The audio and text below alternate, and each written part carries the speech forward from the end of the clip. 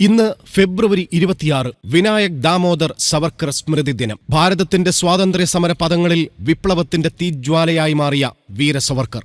സാവർക്കർ മാനെ തേജ്, സാവർക്കർ മാനെ ത്യാഗ്, സാവർക്കർ മാനെ തപ്, സാവർക്കർ മാനെ സത്യ, സാവർക്കർ മാനെ തर्क, सावरकर माने तारुण्य, सावरकर माने तीर, सावरकर माने तलवार, सावरकर माने तीखापन, सावरकर म्हणजे शिखर.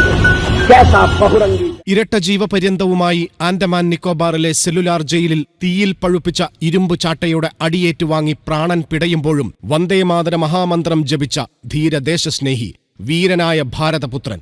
കാരാഗ്രഹത്തിന്റെ കരിങ്കൽ ഭിത്തികളിൽ ചുടുനിണം കൊണ്ട് സ്വാതന്ത്ര്യത്തിന്റെ അമരകാവ്യമെഴുതിയ വീരസവർക്കർ. ഈ നാടിന്റെ മോചനത്തിനുവേണ്ടി കഠിനയാതനകളും ക്രൂരമായ ദണ്ഡനങ്ങളും ഏറ്റുവാങ്ങിയ ദേശസ്നേഹി. അതാണ് വീരസവർക്കർ. 1883 മഹാരാഷ്ട്ര സംസ്ഥാനത്തെ നാസിക് ജില്ലയിലെ ബാഗൂരിൽ രാധാഭായിയുടെയും ദാമോദർ പാന്തിന്റെയും മകനായി ജനനം.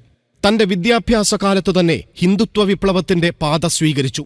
ഈ കാലഘട്ടത്തിൽ തന്നെ Abhinav Bharat society, free India society എന്നീ സംഘടനകൾ രൂപീകരിച്ചു. 1911 ഇന്ത്യ ഹൌസ് എന്ന പാർട്ടിയുമായുള്ള ബന്ധത്തിന്റെ പേരിലും ബ്രിട്ടീഷ് രാജകുടുംബത്തിനെതിരെ ഗൂഢാലോചന നടത്തിയെന്നാരോപിച്ചും ബ്രിട്ടീഷ് ഭരണകൂടം 50 കൊല്ലത്തെ തടവ് ശിക്ഷ വിധിച്ച് വീരസവർക്കറെ ആൻഡമാൻ നിക്കോബാർ ദ്വീപിലെ ജയിലിലടച്ചു. 13 വർഷക്കാലത്തെ കൊടിയ പീഡനങ്ങൾക്കുശേഷം 1924 വിപ്ലവങ്ങളുടെ രാജകുമാരൻ വീരസവർക്കർ ജയിൽ മോചിതനായി. 1966 ഫെബ്രുവരി 26 83 വയസ്സിൽ ധീരദേശസ്നേഹി വീരസവർക്കർ ഈ ലോകത്തോട് വിട പറഞ്ഞു.